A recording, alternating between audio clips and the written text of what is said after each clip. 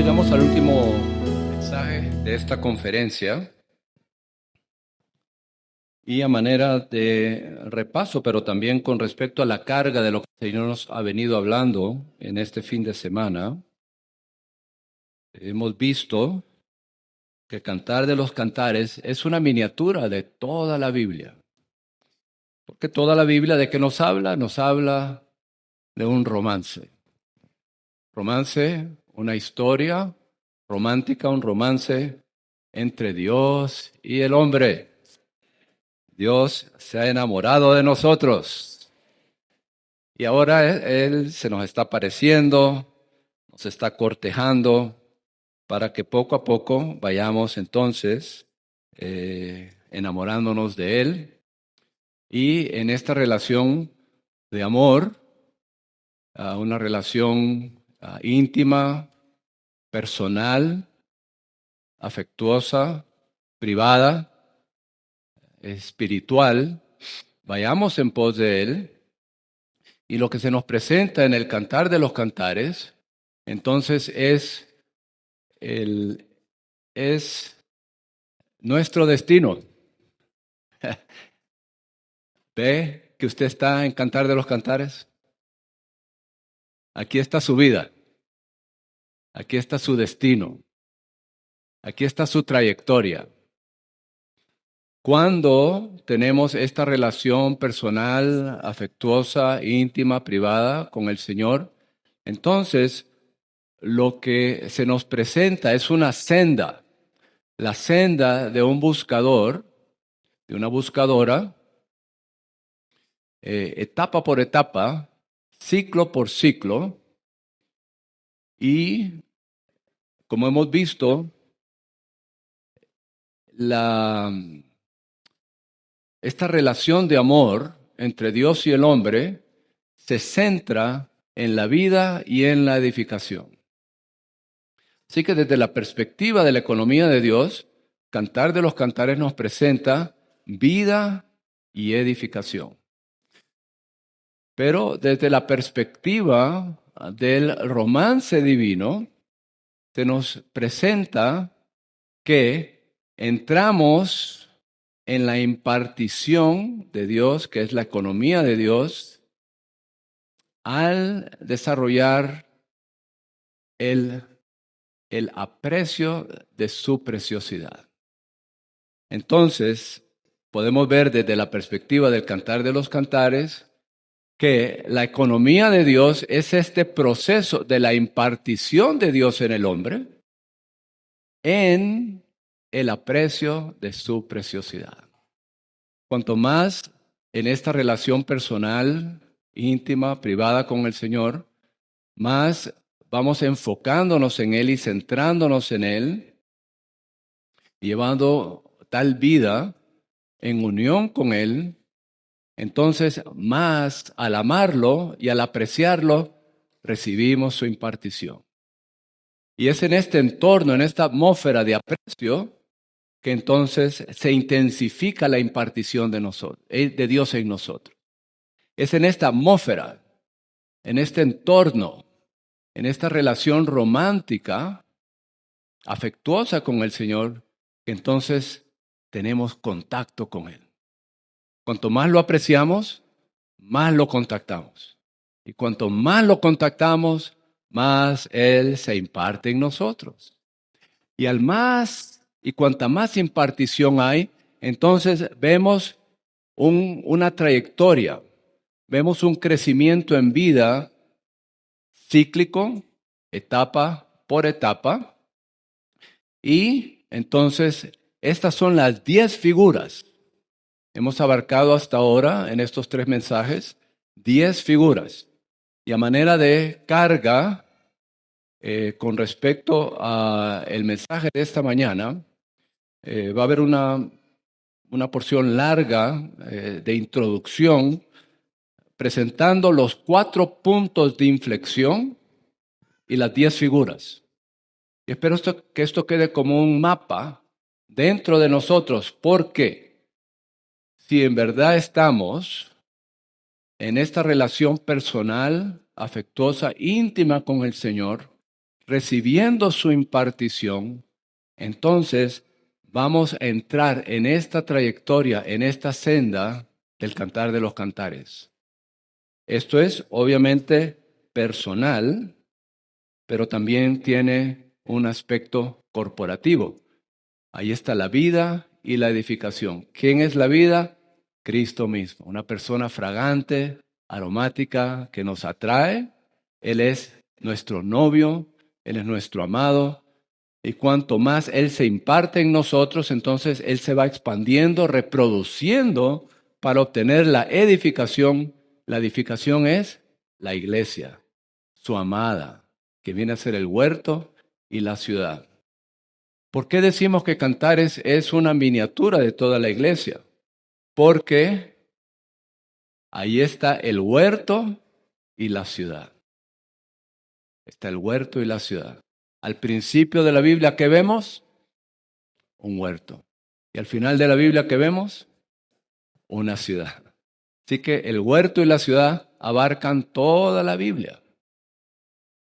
Y esto lo vemos acá en Cantar de los Cantares. Ahora, ¿cómo comenzamos todos? Como yeguas. Creo que eso quedó una impresión indeleble en todos nosotros. Espero que no se identifique solo con la yegua, ¿no? Esperamos de que de aquí a unos años pues hay un avance y que pues ya no solo nos identifiquemos con la yegua, pero que bueno, al menos reconocemos que ahí comenzamos.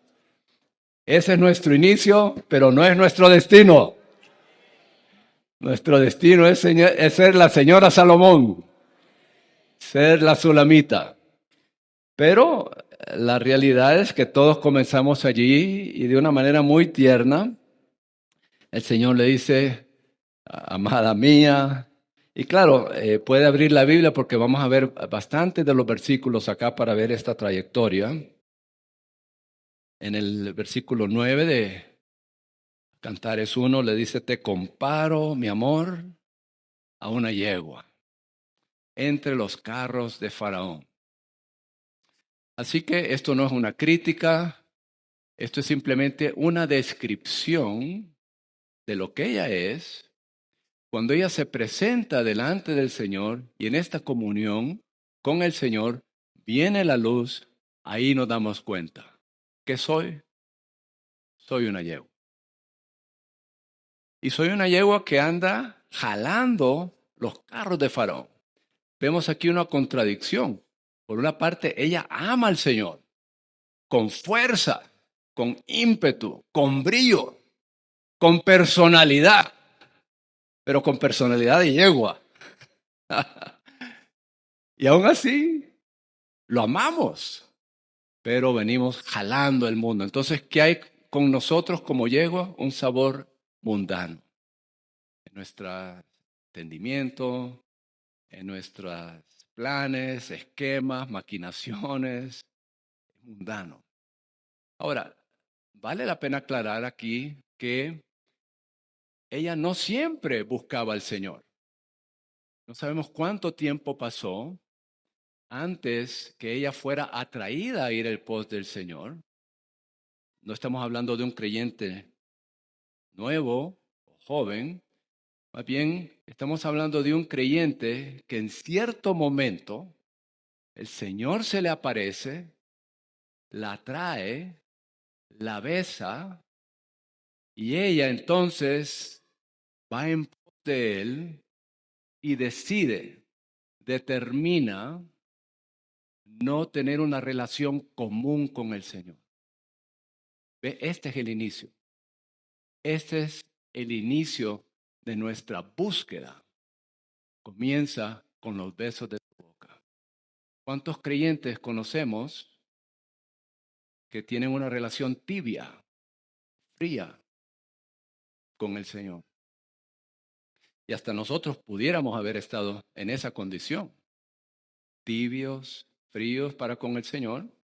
Sí fuimos salvos, fuimos regenerados, pero es una relación ordinaria, una relación común con el Señor. hasta que Él nos bese, hasta que Él nos atraiga, hasta que Él se nos aparezca allí, con los besos de su boca. Allí comienza la jornada. Ahí comienza esta senda. Luego el primer cambio, entonces, o la segunda figura, es que ahora ella tiene ojos de paloma, que está en,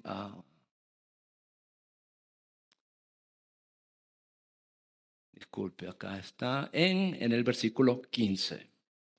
Le dice, tú eres hermosa, amor mío, tú eres hermosa, tus ojos son como paloma. ¿Qué pasó acá entonces? Cambiaron los conceptos de ella. Hay un cambio de percepción. Esto tiene que ver con que nuestros pensamientos y nuestra mente vaya siendo renovada. Cambia la perspicacia, porque la paloma solo ve una cosa a la vez. Entonces empieza ya a cambiar nuestra mirada. Ya no estamos viendo el mundo y al Señor, ¿verdad? Con los pies en dos lanchas, ¿no? ¿Cuántos creyentes son así, no? Que están con un pie en el mundo y en otro pie en la iglesia. Entonces, el Señor aquí empieza a ver un cambio con ella para que empiece a enfocarse en el Señor. Y los ojos denotan la sencillez. Y empezamos a ver al Señor de una manera sencilla, de una manera donde Él es nuestro enfoque, Él es nuestro centro. Bueno, de ahí ella pasa a ser un lirio. Cantares 2:2 dice, como lirio entre los espinos, así es mi amor entre las hijas. Ahora ya viene a percibirse en ella una fe práctica, donde el lirio denota una fe en simplicidad, una fe práctica, donde empezamos no solo a ver al Señor, sino ahora empezamos a confiar en el Señor, a depender del Señor. Esta es una fe práctica, así que la fe de ella viene a hacer que ella tenga una vida no solo sencilla, sino una vida simplificada y una vida purificada. Y ahora entonces da un próximo paso a la cuarta figura, que es la paloma. Y aquí hay un punto de inflexión. Este es el primer punto de inflexión porque ella ha logrado disfrutar al Señor como manzano, está en la casa del banquete, el estandarte del Señor sobre ella es amor. Estos son verdaderos logros. Ella verdaderamente ha entrado en esta primera etapa a una comunión muy dulce, disfrutando al Señor como su vida, como el manzano, en la casa del banquete. Ella incluso ha entrado, podríamos decir, en la vida de la iglesia, en la casa del banquete. Pero aquí vemos que conflicto de personalidades. Ella ama al Señor a su manera, a sus propios gustos, con sus propias preferencias, de una manera ensimismada. Es un disfrute egoísta. Un disfrute egoísta. ¿Por qué? Porque el Señor anda saltando, se le aparece ya en esta segunda etapa. El Señor se le aparece como el cervatillo, como la gacela, anda brincando sobre los collados, saltando sobre los montes, pero ella está ¿qué? Tras la pared. Ya vemos ahí un distanciamiento. Vemos ahí, hay cierta distancia, cierto alejamiento, se pierde la frescura. Pero el Señor no se fue, Él está allí porque Él quiere que ella avance. ¿Cuál es el problema aquí en este punto de inflexión? El yo. El yo introspectivo, el yo subjetivo, el yo que es el amor propio, el yo que tiene que ver con la peculiaridad. Y entonces Él la llama. Aquí estamos entrando ya en la segunda etapa. Como punto de referencia, con el Cantar de los Cantares y el libro de la experiencia de vida, y a manera de presentarles un derrotero para que ustedes verdaderamente puedan entrar intrínsecamente en estos aspectos.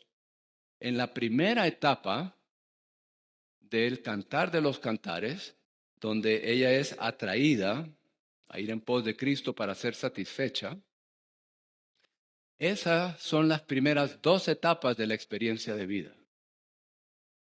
Quisiera hacer esta relación entre las etapas, 6 etapas del Cantar de los Cantares y las 4 etapas del libro de la experiencia de vida.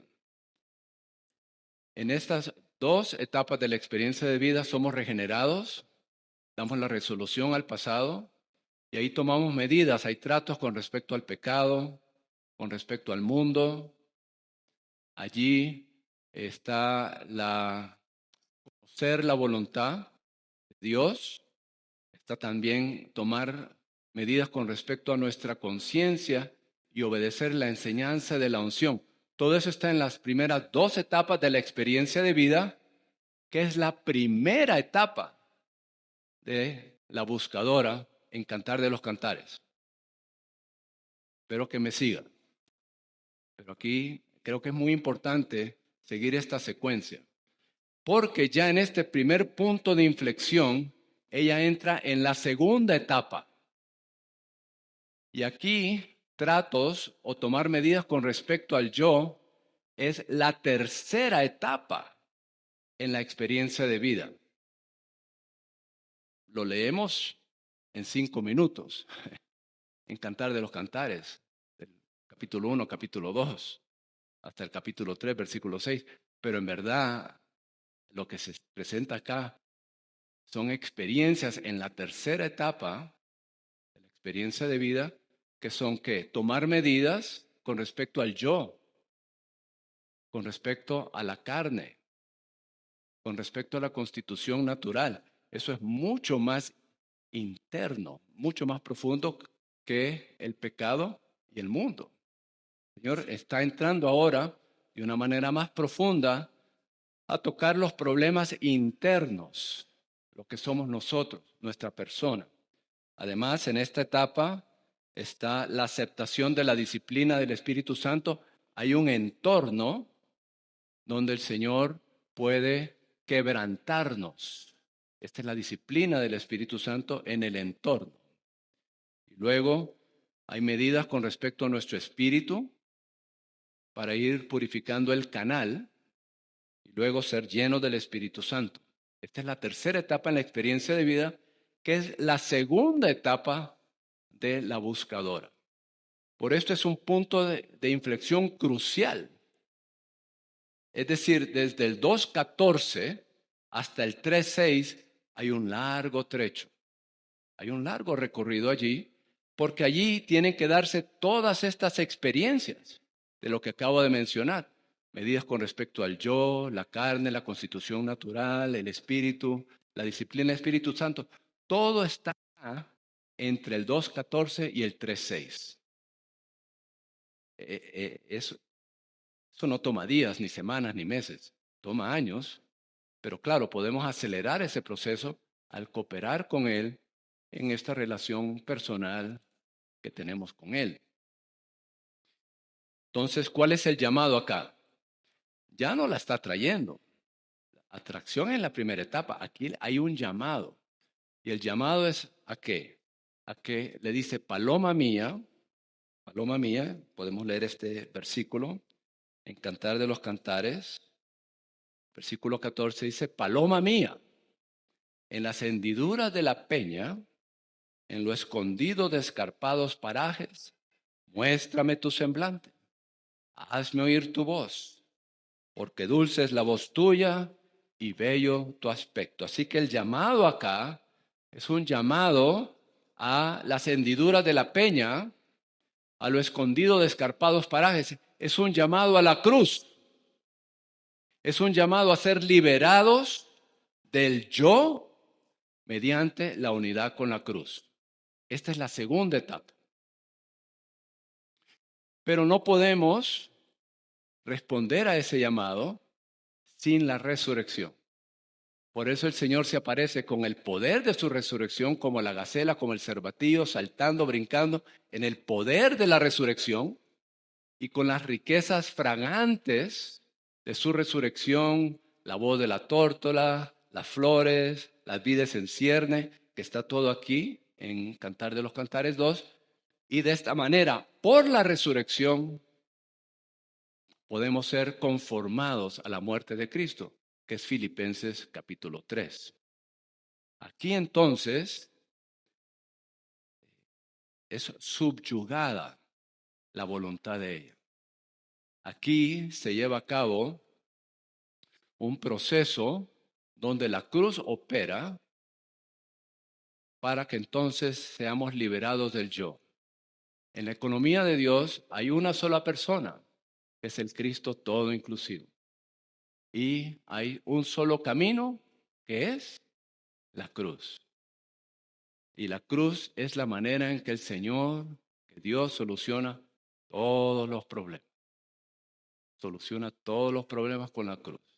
Dios no negocia, Dios no argumenta, Dios no debate. ¿Qué hace Dios? Nos aniquila. Nos aniquila. Cuando usted ve todo este proceso de la Sulamita, el Señor se le aparece, ella se demora, ella no obedece, no responde. Él entonces la subyuga y ella va en pos de él. Eso se repite una y otra vez. Así que el Señor se aparece, el Señor nos suministra y luego, ¿qué hace? Nos lleva a la cruz. Y de esta manera, entonces, puede ser aniquilado el yo, la carne, la constitución natural, y hay un antes y un después. Pero este es un punto de inflexión. No hay atajos. No hay atajos en la vida cristiana. Y el Señor tiene que sacarnos de un disfrute egoísta. ¿Cuántos estamos en la vida de iglesia y lo único que nos interesa son nuestros propios intereses, nuestros propios beneficios? Incluso venimos al Señor solamente para que Él nos satisfaga, que Él nos llene, que Él nos suministre, que Él nos cuide, que Él nos pastoree. Ese es que, finalmente, si estamos en esa esfera, eso es el yo, es una cárcel. Es una cárcel. Estamos ahí encarcelados. Por eso, esta es una experiencia preciosa, porque el Señor quiere liberarnos de la cárcel del yo, que nos atrapa, que nos encarcela. Pero el único proceso es mediante la unidad con la cruz y luego del 6 al capítulo 8 entramos en otra esfera. Entramos en otra esfera, la esfera divina y mística del cuerpo de Cristo. Hay otra esfera. Salimos de lo individual y entramos en lo corporativo. Así que aquí, al pasar de la segunda etapa en adelante, ella ahora entra, es decir, la tercera etapa de la Sulamita, que es cuando ella pasa por ese proceso del 2.14 al 3.6 en las hendiduras de la peña, en lo escondido de escarpados parajes, que es la cruz, mediante el poder de la resurrección. Ella entonces entra en la tercera etapa, que es Cantar de los Cantares 3.6 en adelante. Ahora, la tercera etapa de la Sulamita, hay 6 etapas, de la tercera, cuarta, quinta y sexta etapa de la Sulamita, esta es la cuarta etapa de la experiencia de vida. Es la cuarta etapa de la experiencia de vida. ¿Cuál es esta cuarta etapa? Es conocer el cuerpo de Cristo. Por eso estamos hablando que hay otra esfera, pero la línea divisoria es la cruz en el 2.14. Esa es la línea divisoria. Hay un antes, que es personal, individual, egoísta, y hay un después, que es corporativo. Es otra esfera. la línea divisoria, el parteaguas, es las hendiduras de la peña, los escondidos escarpados parajes, es ser liberado del yo mediante la unidad de la cruz. Ahora, del 3:6 en adelante, ya es la tercera etapa de la Sulamita, que es la cuarta etapa de la experiencia de vida que hay allí, conocer el cuerpo corporativo, conocer la ascensión, reinar en vida, la lucha espiritual y ser llenos hasta la medida de la estatura de Cristo. Esta es la cuarta etapa en la experiencia de vida. Ahora, ella avanza y ahora se ve del 3:6 al 3:11 4 figuras más, que son columnas de humo, litera, palanquín y corona. Después de este primer punto de inflexión. Así que en el capítulo 3, versículo 6, ya amo esta expresión, dice, ¿quién es esta? Hay un tierno asombro de parte del Señor. Ya sale del desierto del mundo, sale del desierto de su voluntad. Y entonces el Señor le dice, ¿quién es esta que sube del desierto? Como columnas de humo. Ahora ya sale de lo individual y entra a una experiencia corporativa que son las columnas de humo. Y ahora ella es perfumada de mirra y de olíbano. Es decir, que la mirra, la cruz y el olíbano, la resurrección, la empapan, la saturan, la perfuman. Esto es lo que está ahora como parte de su constitución, la muerte y la resurrección de Cristo. Como columnas de humo, ella ahora entonces puede ser firme, estable, pero flexible. Y puede entonces como columna sostener el testimonio del Señor. La columna siempre tiene que ver con el edificio de Dios. Y ahora ella puede traer los cielos a la tierra, unir la tierra a los cielos, y es digna, es apta ahora para poder llevar a cabo la economía de Dios. Ya tiene ella, el Señor tiene la confianza en ella para que ella de manera corporativa, junto con otros, sostengan el testimonio del Señor. Hermanos, hermanas, el Señor necesita muchas columnas en la iglesia. El Señor está haciendo un llamado para que haya muchas columnas que sostengamos el testimonio del Señor. Luego, ella entonces viene a ser, ese es el capítulo 3, versículo 6, versículo 7, ya sería la sexta figura, la litera. Y entonces la litera es una cama, es para el reposo de Cristo, pero también aquí hay guerra, 60 hombres valientes la rodean de los valientes de Israel.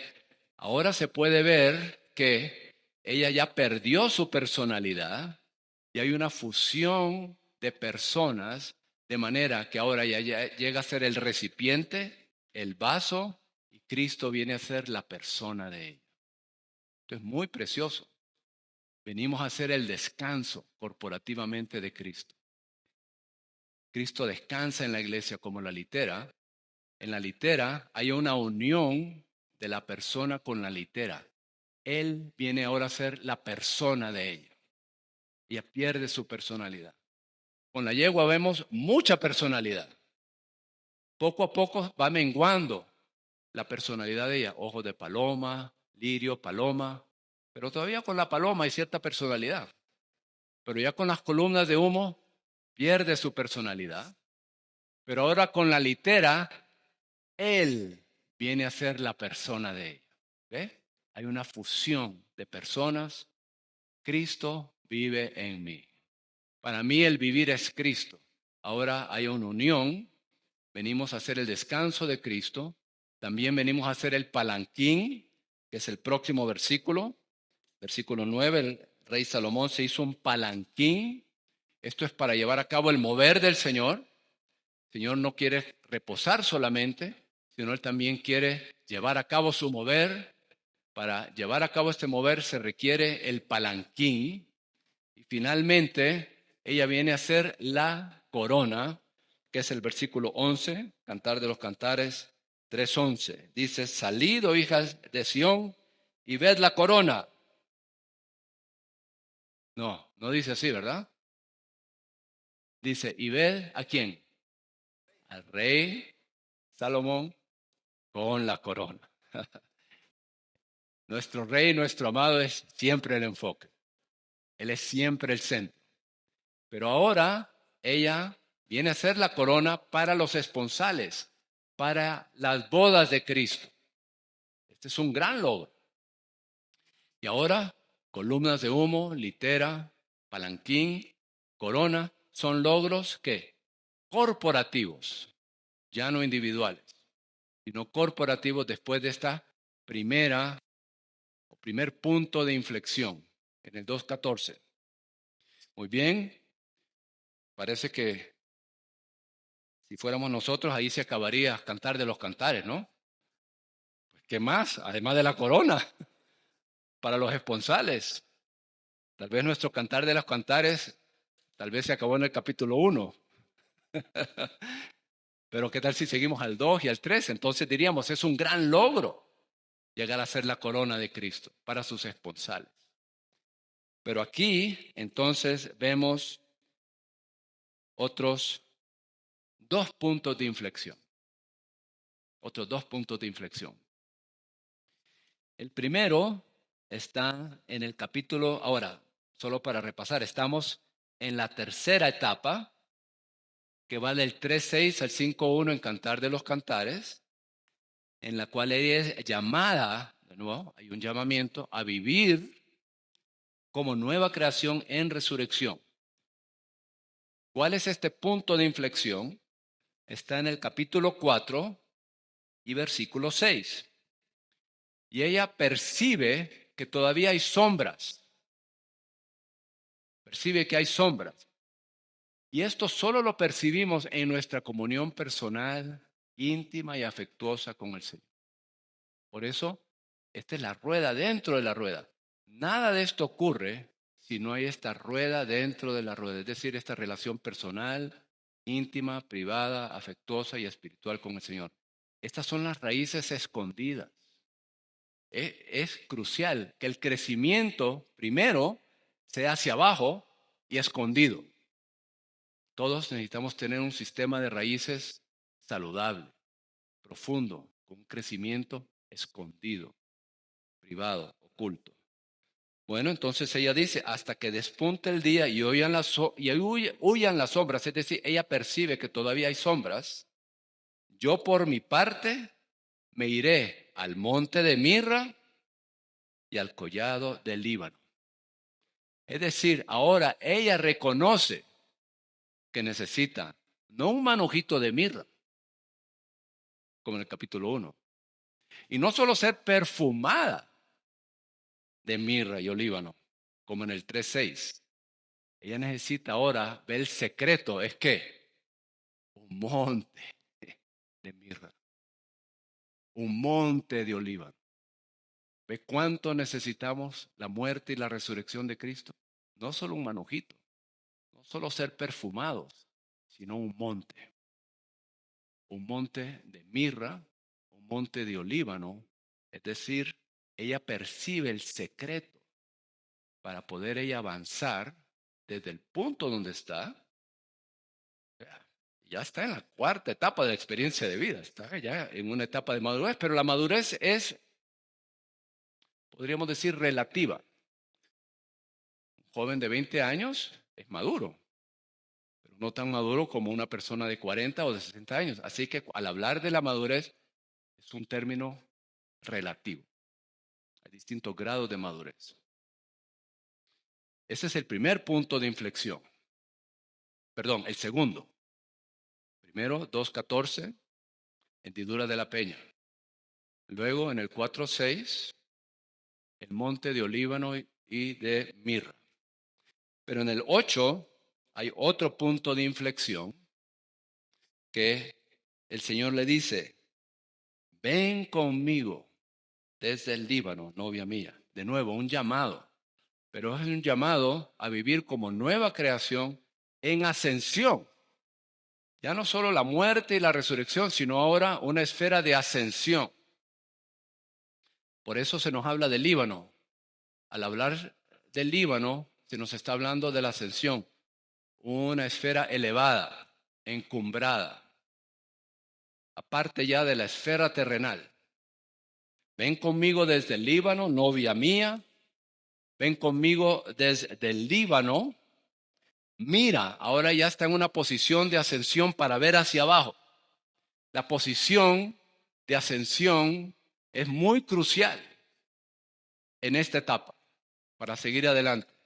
Mira desde arriba, mira hacia abajo, mira desde la cumbre de Amana, desde la cumbre del Senir, desde la cumbre del Hermón, desde la guarida de los leones y desde los montes de los leopardos. Es decir, que aquí hay otro punto de inflexión donde hay un llamamiento a la ascensión, y aquí es crucial que veamos que en estas cumbres está el Amana, que es la verdad, está el Senir, que es la armadura suave, y está Hermón, que significa destrucción del enemigo, de los leopardos, de los leones. ¿Por qué es significativo esto? En particular quisiera que presten atención a esta palabra senir, porque senir significa armadura suave, muy significativo. Y esto nos abre la ventana, y aquí quisiera traer dos puntos de aplicación. Y cuando esta tercera etapa, que se aplica a todos nosotros, debemos estar conscientes en cuanto a la aplicación para entrar en estas experiencias. Esto no es doctrina, esto no son enseñanzas, todo esto es experiencia. Senir significa armadura suave. ¿Por qué no hay armadura fuerte? Porque la victoria ya fue ganada. Cristo ya ganó la victoria. Es crucial en esta etapa que veamos que la victoria ya fue ganada. Cristo ya derrotó al enemigo. Cristo ya venció la muerte. Cristo ya está encumbrado y es Señor, y Cristo y la cabeza. Ahora, aquí hay dos puntos de aplicación en cuanto a esta etapa. Lo primero es que debemos orar y buscar al Señor para que seamos iluminados y entremos en la experiencia de conocer y experimentar que Cristo ya ganó la victoria. Él se encarnó, Él actuó como el fuerte, Él eliminó al enemigo, a todas las huestes malignas, Él destruyó la muerte, destruyó el que tiene el imperio de la muerte, Él deshizo las obras del diablo y resucitó. Él ya ganó la victoria, Él peleó para obtener la victoria, pero nosotros peleamos desde la victoria. Si usted está peleando para obtener la victoria, ya está derrotado. Pelear para obtener la victoria indica que usted ya fue derrotado. Esta es una lección que debemos aprender en las reuniones de oración de la iglesia, cuando oramos en grupos de 2 y 3. Debemos aprender a pelear desde la posición de victoria. Aprender a pelear y a proclamar la victoria de Cristo en su victoria. Este es un punto crucial de aplicación para nosotros en esta etapa. Lo segundo, a manera de aplicación, tiene que ver, y lo mencioné anteriormente, que tiene que ver con nuestra voluntad. Porque ya desde el 3:6 en adelante se ve que la voluntad de ella es subyugada, que hay unión de voluntades, pero hay cierta diferencia acá. Pero el punto acá, en cuanto a nuestra experiencia, es que no solamente nuestros sentimientos deben ser santificados, no solamente nuestros pensamientos deben ser renovados, sino que nuestra voluntad, por medio de la operación de la cruz, debe ser subyugada y además fortalecida y además entrar en unión, en armonía con la voluntad del Señor. ¿Por qué digo esto? Y aquí vale la pena hacer una aclaración o una distinción. Podríamos ser sumisos culturalmente. Podríamos ser sumisos de cromosomas. Nacimos sumisos. O podría ser cultural. O nuestra sumisión podría ser ética. Entonces, la subyugación de la voluntad principalmente está en la esfera de las actividades, de las acciones. Pero aún así, internamente podría haber resistencia. Podría haber rebeldía internamente. Sí, por fuera soy sumiso y sigo en las acciones de manera sumisa, pero por dentro me resisto. Por dentro no estoy de acuerdo. Entonces, por eso este proceso va en etapa y el Señor tiene que ir ganando poco a poco. Entonces, aquí el Señor tiene que lograr que la voluntad no solamente sea subyugada, sino que entre en unión con la voluntad del Señor. Entre en armonía con la voluntad del Señor, para que su voluntad venga a ser nuestra voluntad. Ahí las dos voluntades se alinean, ya no hay discrepancia, sino que hay unión de voluntades. Y aquí la lección que todos debemos aprender es rechazar la pasividad. Donde hay pasividad de nuestra alma, pasividad de nuestra voluntad, Dios no opera. Donde hay pasividad de nuestra voluntad, el enemigo está muy activo. Debemos rechazar la pasividad, no solo la indiferencia. Estoy hablando aquí de la pasividad de la voluntad, para que entonces pueda haber la subyugación de la voluntad y además la unión de voluntades para entrar en armonía plenamente con la voluntad del Señor. Ok, ahora estamos, después de estos 3 puntos de inflexión, llegamos al huerto. Aleluya. Vamos avanzando, poco a poco. Con respecto al huerto, entonces, está en el capítulo 4, todavía estamos en el capítulo 4. Y esta es que la tercera etapa, ¿no? La tercera etapa que va del 3.6 al 5.1. Si tienen estos versículos podemos leerlos juntos. Capítulos 4 y versículo 12 al 14 podemos leerlo juntos. Dice: huerto cerrado es la hermana mía, novia mía, manantial encerrado, fuente sellada.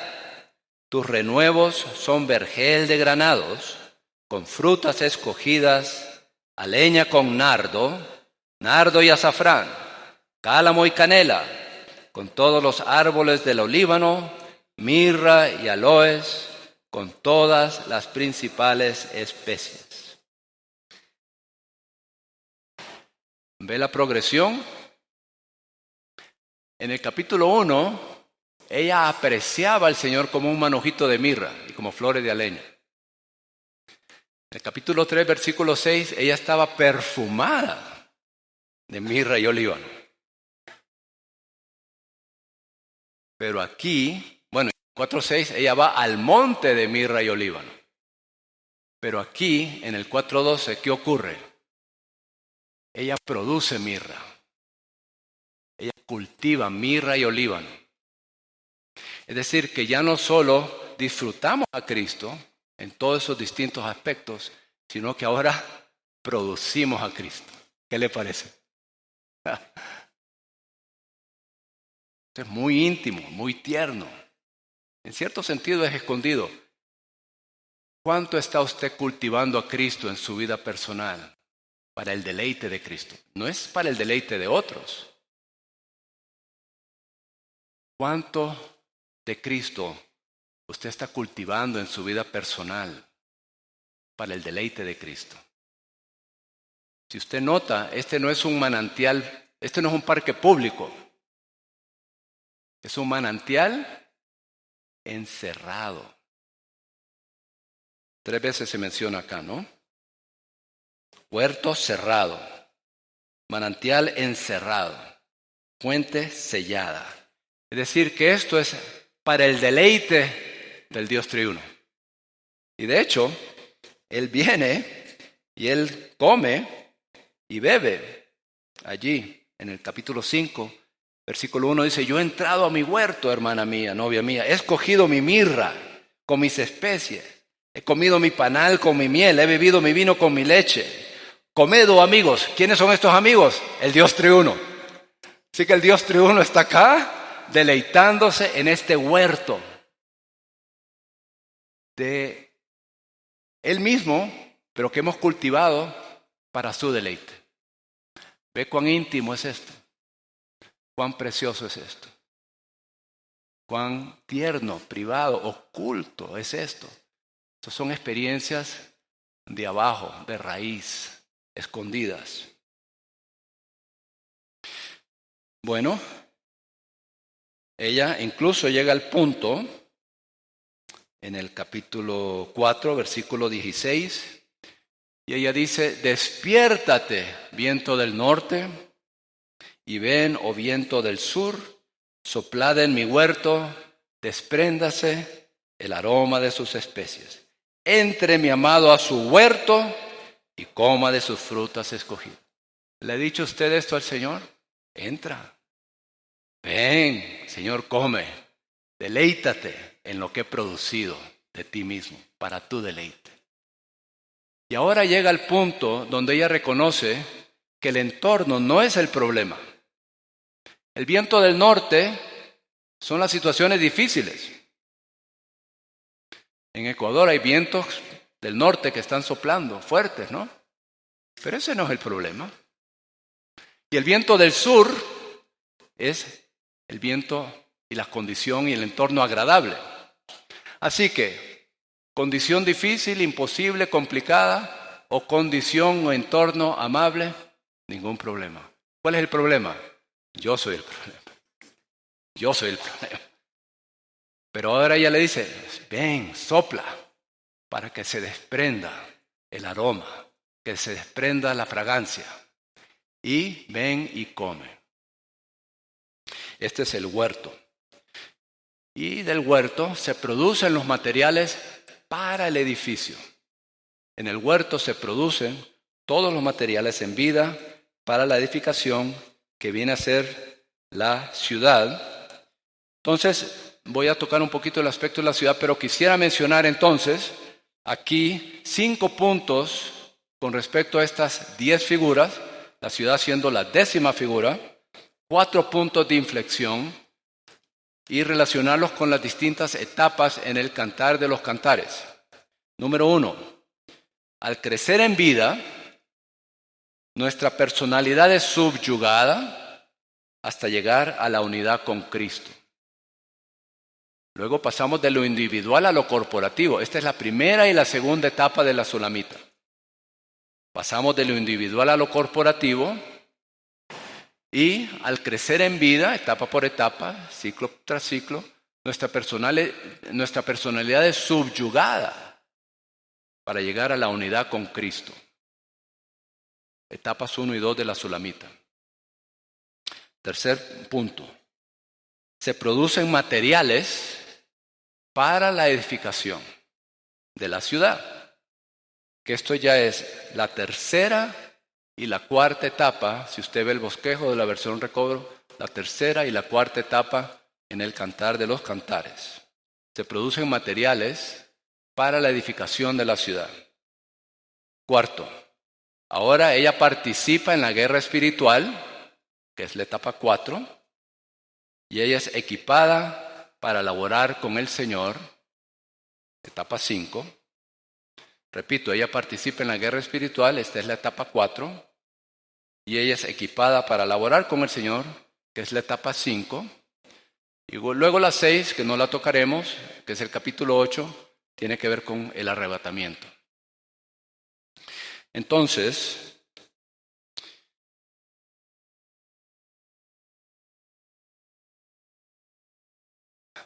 Señor, qué precioso es el Señor, ¿no? No ama cantar de los cantares, no desea más y anhela más ir por esta senda en una relación personal, íntima con Él, que Él nos vaya llevando paso tras paso, etapa para etapa, y de esa manera vayamos progresando, avanzando de una manera normal para que el Señor pueda llevar a cabo su propósito de manera corporativa. Muy bien, llegamos ahora a la ciudad, que es el quinto, la 10ª figura. Y de hecho les recomiendo una nota. Con respecto a las columnas de humo, está en Cantar de los Cantares 3.6, hay una nota muy iluminadora. En Cantar de los Cantares 4.12 y la nota 1, hay una nota también muy esclarecedora ahí, que nos dice que en este llamado, al vivir como nueva creación, en ascensión, ella llega a hacer 4 cosas.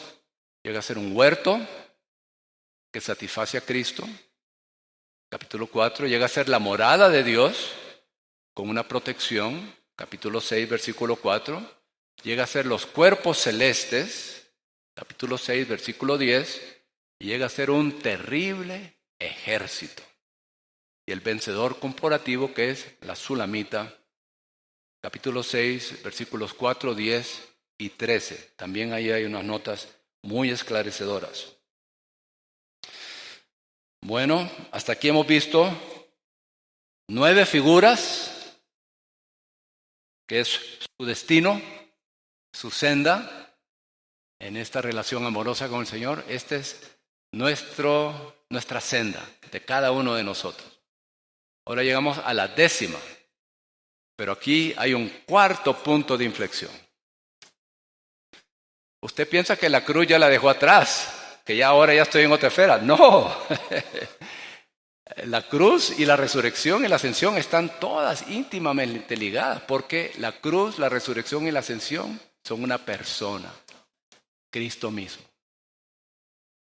Pero hay un punto de inflexión acá, que viene entonces a ser la 4ª etapa, que es que ella es llamada con mayor intensidad a vivir detrás del velo mediante la cruz después de la resurrección. Usted va a tener que meterse en esto y digerirlo. Aquí solo estoy dando las aceitunas para que usted las machaque y saque el aceite de olivas, ¿no? ¿Qué es esto? Esta es la 4ª etapa. Hay otro llamado. Es un llamado con mayor intensidad a vivir detrás del velo mediante la cruz después de la resurrección.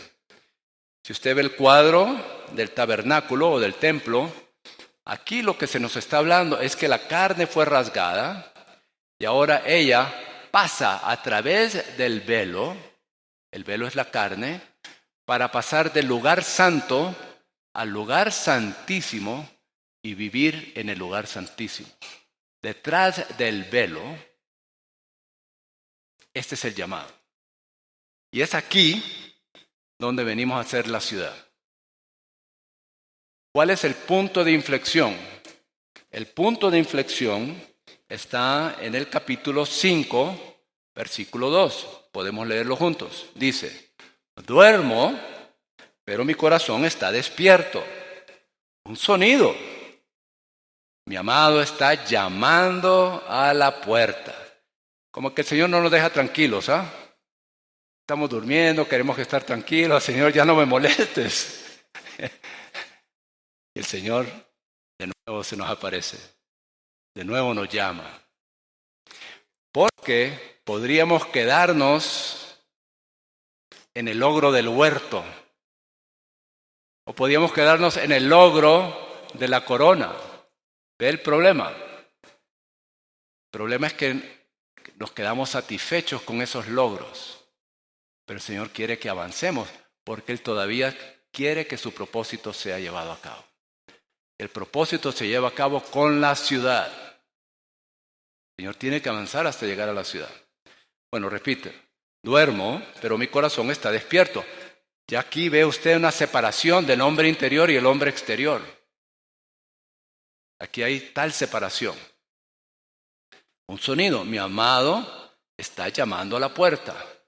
Ábreme, hermana mía, amor mío, paloma mía, perfecta mía, porque mi cabeza está empapada de rocío y mis cabellos de las gotas de la noche.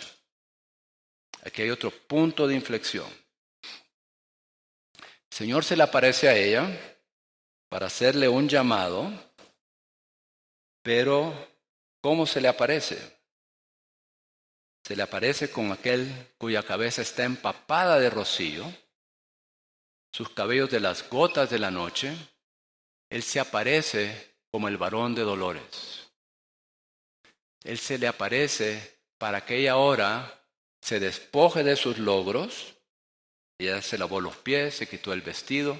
Ella tiene que despojarse de esos logros para ir en pos de su amado como un varón de dolores. Un varón de dolores. Cuando ella, en el versículo 4, dice, mi amado metió su mano por la abertura de la puerta, mis partes internas se conmovieron por él. Aquí hay un llamado a ser uno con el Cristo que sufre, con el Cristo sufriente, con el varón de dolores.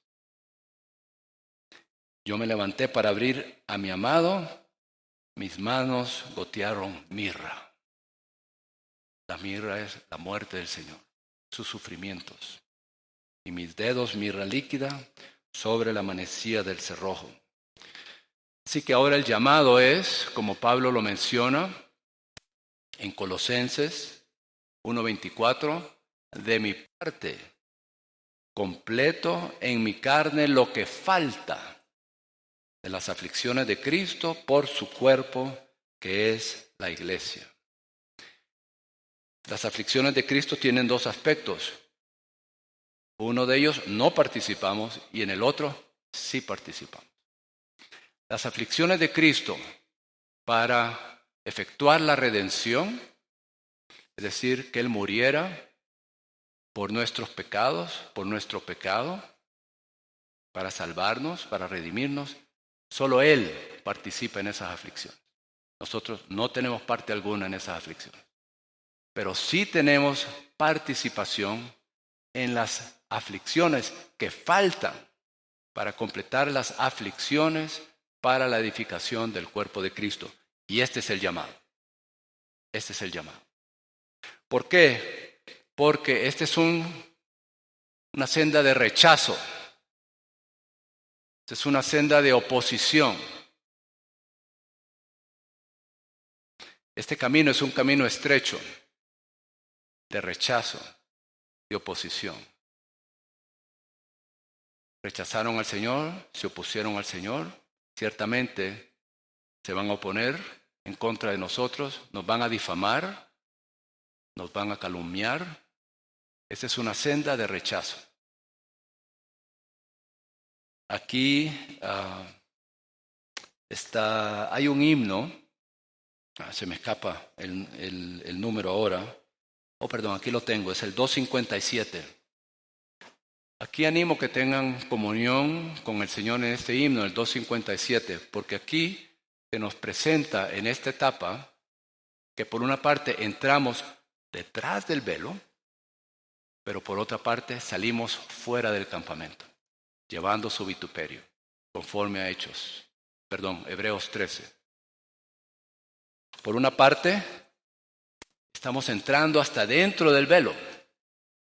Cruzamos el velo para vivir ahora dentro del velo, en el lugar santísimo. pero por otra parte estamos saliendo fuera del campamento, llevando su vituperio y todas las afrentas y toda la oposición, todo el rechazo, todas las calumnias, todas las mentiras, toda la difamación. Este es el camino por el cual el Señor anduvo, por el cual nosotros también estamos caminando. Para llegar entonces a ser la ciudad, aquí entonces ya entramos en la esfera de la edificación del cuerpo, del nuevo hombre, de la novia, del ejército. Esta es la esfera de la edificación. La figura que se menciona es la ciudad, pero con la ciudad están los cuerpos celestes, está el ejército también. Todo eso forma parte de la figura de la ciudad. Entonces, con respecto a la ciudad, solo menciono brevemente que esto tiene que ver con que vivamos en el lugar santísimo, porque el lugar santísimo ahora está en un proceso de expansión, de aumento. En el tabernáculo el lugar santísimo era de 10 codos por 10 por 10. Ese era el lugar santísimo en el tabernáculo. En el templo el lugar santísimo aumentó a 20 codos por 20 por 20. Pero en la Nueva Jerusalén, toda la ciudad es el lugar santísimo. Porque las medidas son de 1,000 o 12,000 estadios por 12,000 estadios por 12,000 estadios.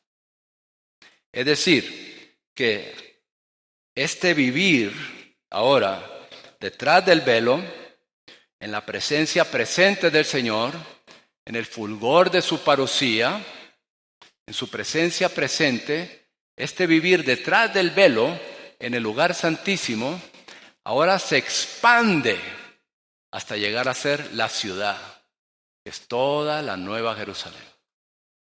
Moramos en Él y Él mora en nosotros.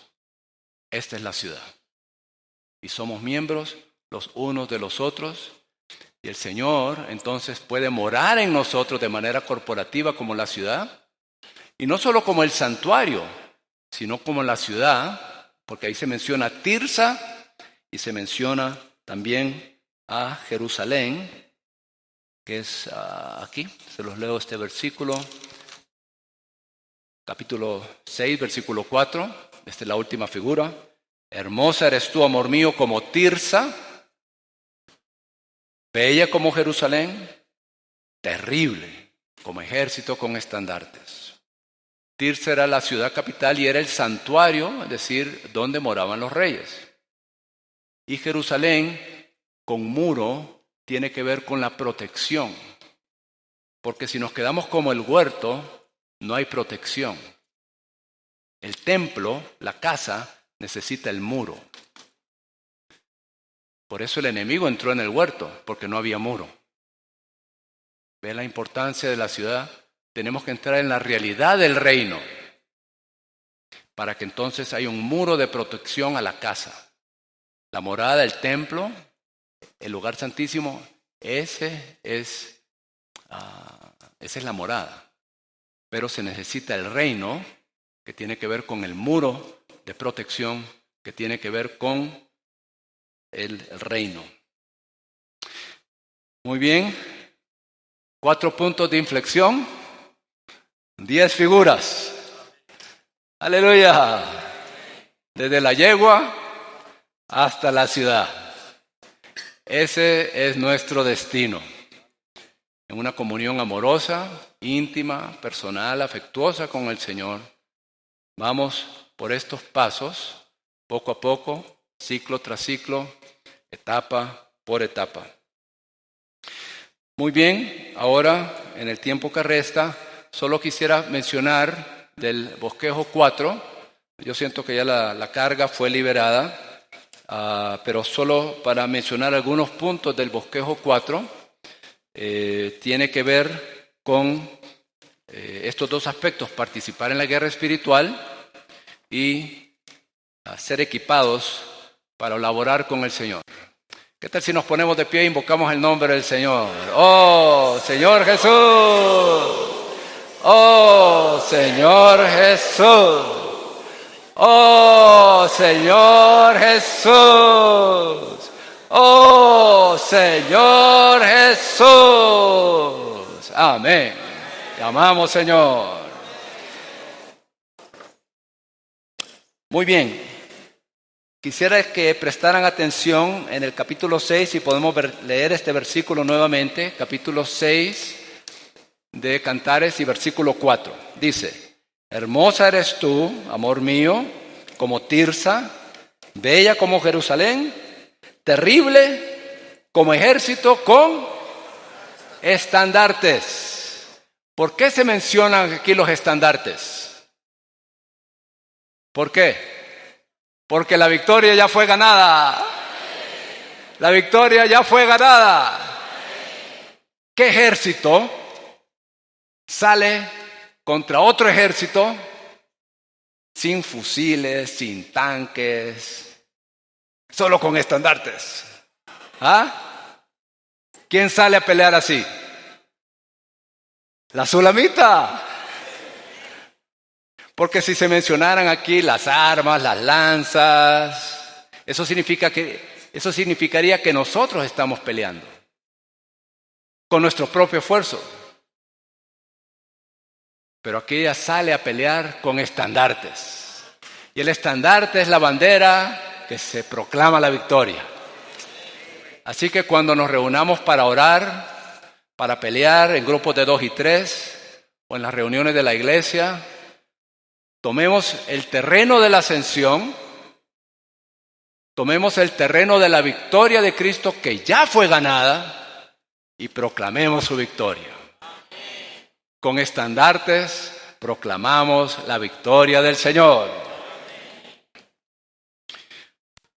Es interesante que aquí se menciona primero la ciudad y luego los ejércitos, porque la realidad es que por una parte, al pelear edificamos, pero el orden de aquí es significativo porque es al ser la ciudad que ella llega a ser el ejército. Es decir, el orden del versículo es que la batalla le pertenece al cuerpo de Cristo. La batalla es corporativa.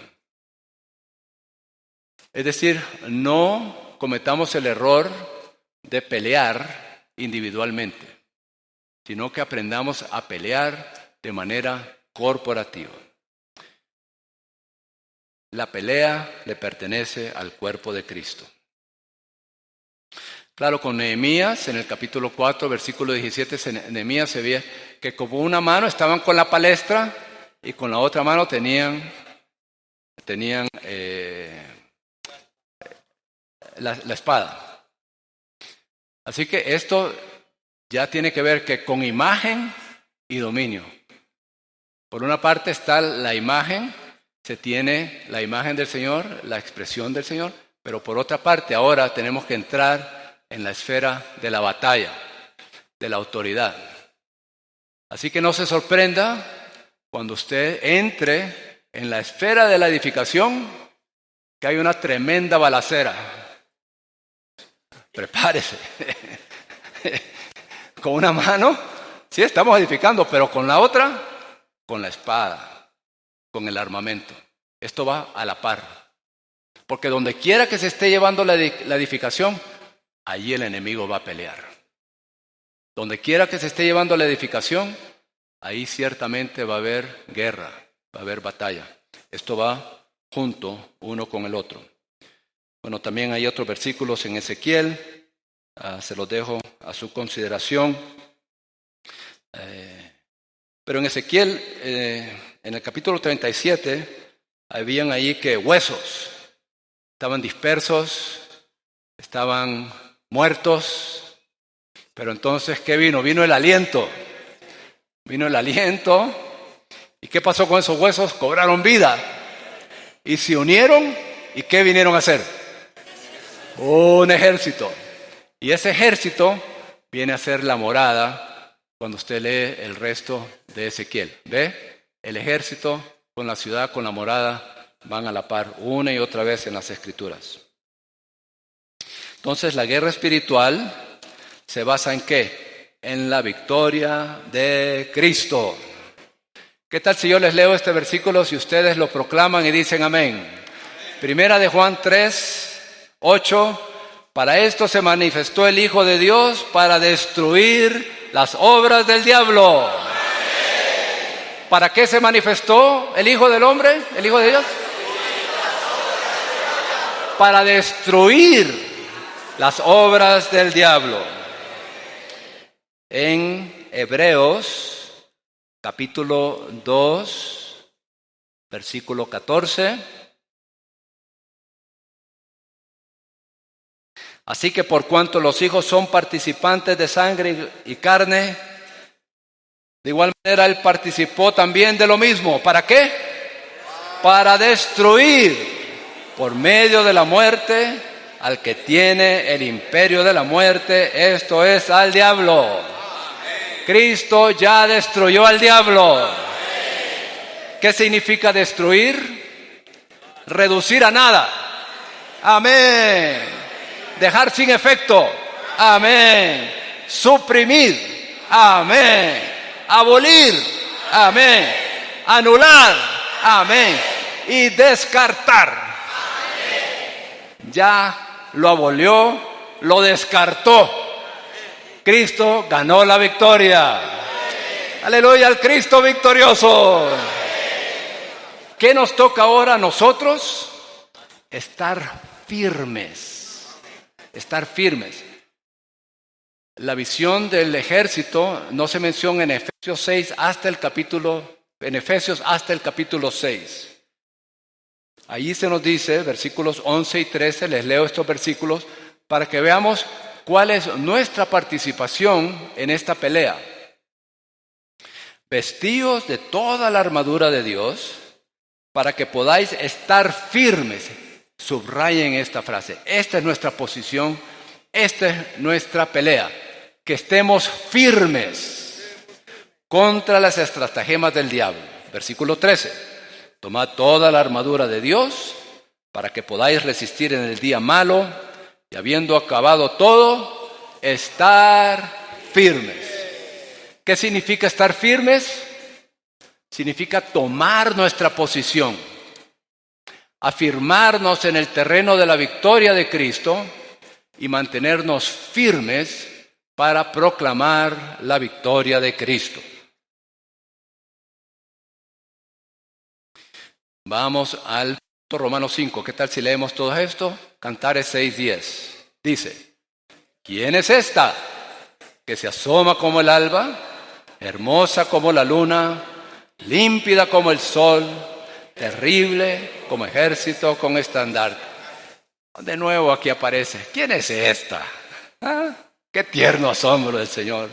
El Señor nos está animando. ¿Quién es esta? Cuidado. Ahora ya no es columnas de humo. ¿Quién es esta? Ella se asoma como el alba,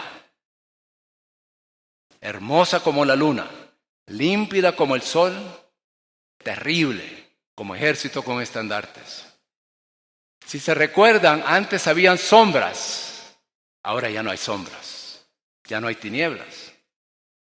Ahora ella es como el alba, llena de luz.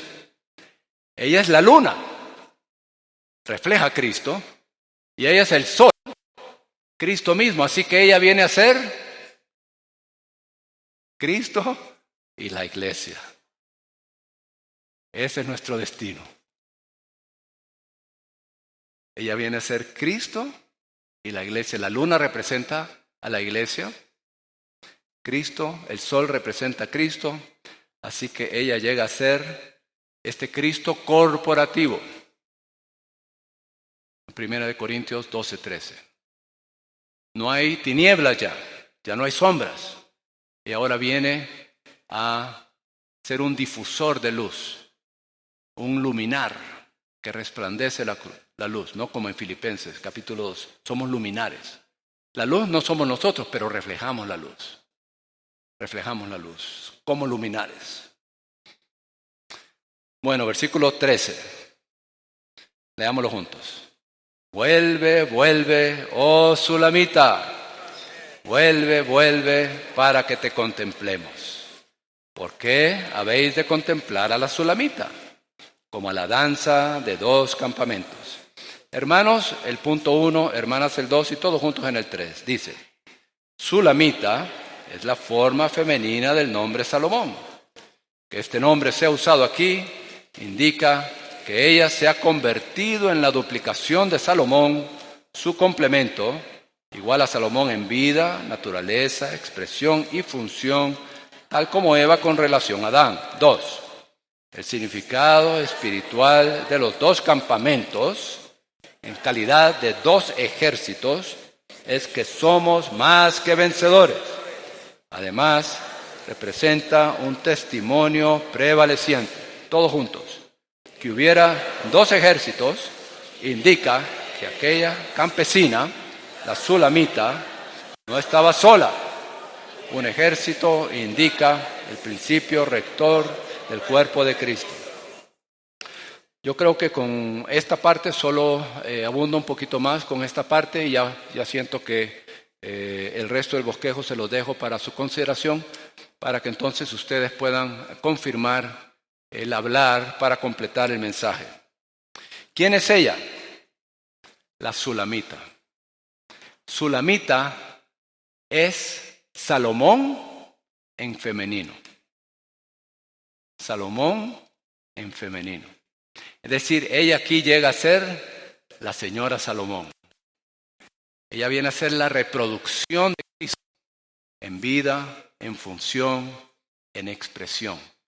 Ella lo representa a él. Incluso este nombre aquí, ya en Cantares 6, indica que ella verdaderamente ha llegado a ser la reproducción de Cristo. Ella ha llegado a ser la duplicación de Cristo, la Sulamita.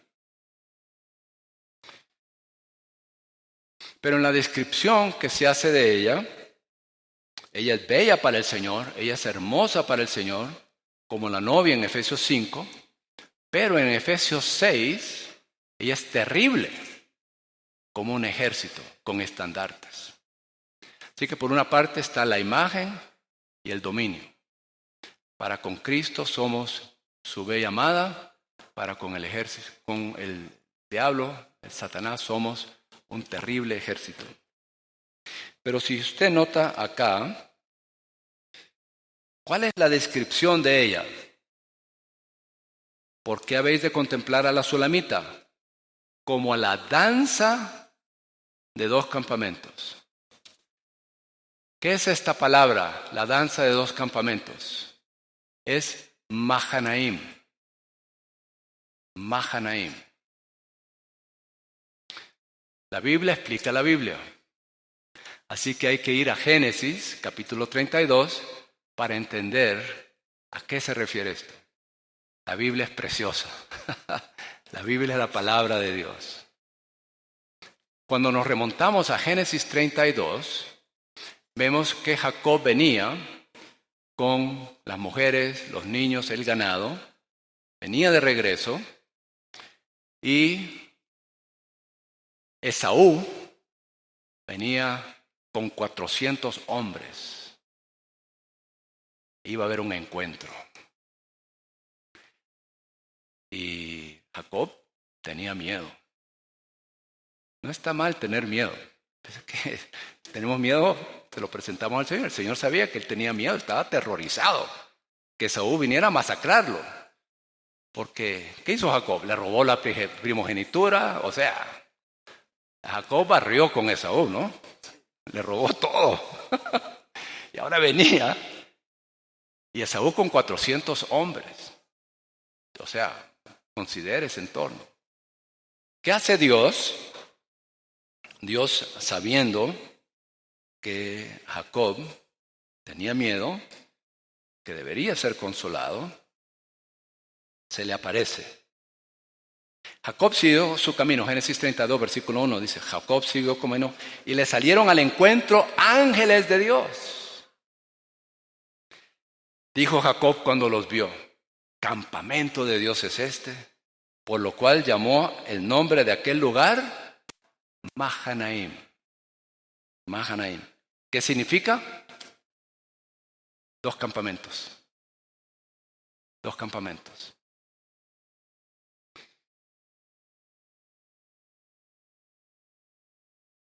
Luego sigue. Esaú no lo masacró. Gloria al Señor.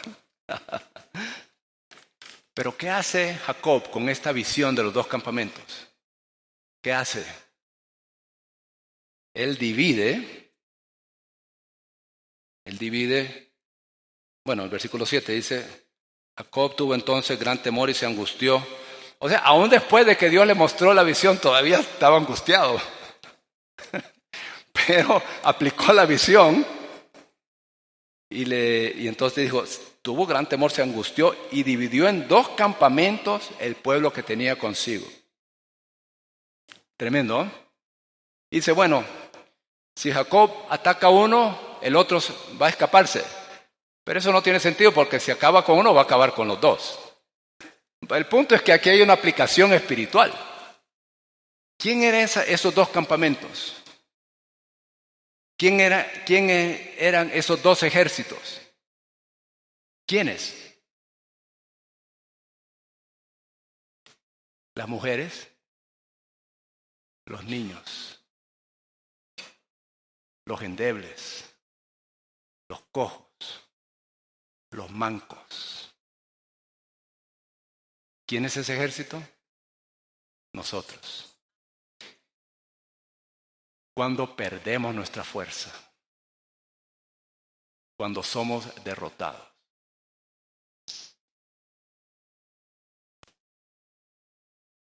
Usted dirá, ¿quién puede llegar a esto? Yo creo que es una pregunta honesta. ¿Quién puede llegar a esto? No, es una visión tremenda. ¿Quién puede lograr esto? Es bueno hacerle esa pregunta al Señor.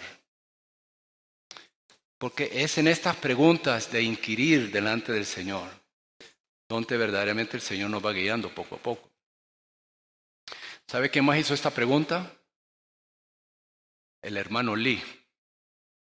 En Cantar de los Cantares, estudio de cristalización, capítulo 12. El hermano Lee, ministrando acerca de esta porción de la danza de 2 ejércitos o de los 2 campamentos, es decir, usted tiene que ir de Cantar de los Cantares 6:13, tiene que ir a Génesis 32 para entender esto y luego para entrar en la experiencia. El hermano Lee hace esta pregunta y con esto cierro. Dice el hermano, después de recibir una visión tan elevada del Cantar de los Cantares, tal vez nos preguntemos, ¿quiénes podrán ser tales personas? Él hace esta pregunta. ¿Quiénes podrán ser tales personas? Entonces explica. Jacob volvía con el temor de que Esaú quisiera matarlo. Al viajar con su familia no había entre ellos ninguno que fuese fuerte. Ninguno. Entre ellos solo había personas endebles, las mujeres y los niños. Después de haber visto la visión de los 2 ejércitos, Jacob hizo algo maravilloso, que no tiene sentido en la esfera física, pero tiene mucho significado espiritual. Después de haber visto los 2 ejércitos de Dios, Jacob hizo algo maravilloso. Dividió a sus esposas, a sus hijos y al resto de sus posesiones en 2 grupos, o 2 ejércitos. Los 2 ejércitos significa que somos más que vencedores. 2 es un testimonio prevaleciente. Somos más que vencedores. Ahora, preste atención. Dios no quiere gigantes. Solo quiere a los endebles, a los más débiles, a las mujeres y a los niños. Ellos pueden llegar a ser sus ejércitos porque el combate no está en sus manos, sino en las de Él. Dios precisa de un pueblo que sea uno con Él, un pueblo que esté sujeto a Él. Cuando consideremos cómo podemos llegar a la cumbre de la revelación contenida en el Cantar de los Cantares, no deberíamos confiar en nosotros mismos. Tal vez pensemos que puesto que el apóstol Pablo era fuerte, él pudo lograrlo. Pero el apóstol Pablo mismo, él mismo nos dijo que él era menos que el más pequeño de todos los